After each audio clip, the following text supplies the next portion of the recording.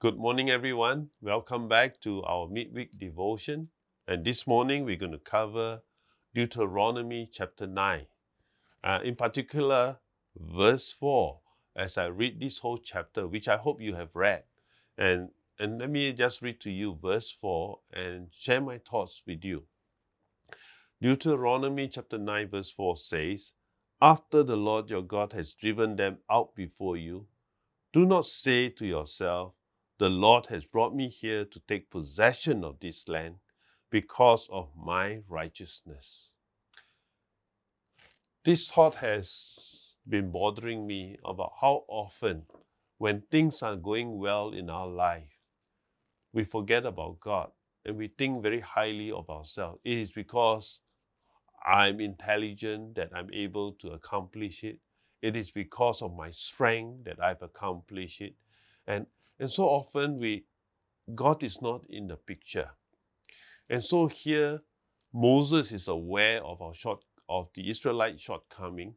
And so he kind of reiterated about how in the past 40 years in the wilderness, how God has delivered them again and again, in spite of the rebellious, in spite of their sinful nature against God. God has been merciful towards them, and God has shown love towards them.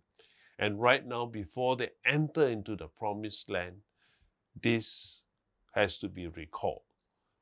And I think it is aptly so, because in most of our life, oftentimes we want to steal the credit from God.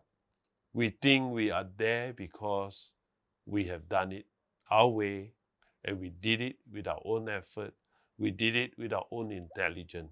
We deserve the credit. We deserve the promotion. Unfortunately, it is not so in real life. It is because of God. It is God's gift towards us. It's how God has blessed us with gifts and talent that we are able to achieve things.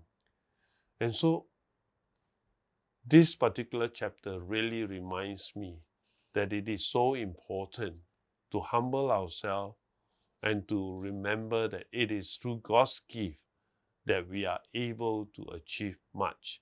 I'm reminded too, as I read this passage, a passage in New Testament taken from Ephesians chapter 2, verse 8, where it says, "By grace we are saved through faith, and that not of ourselves, it is a gift of God, not of work, lest we boast."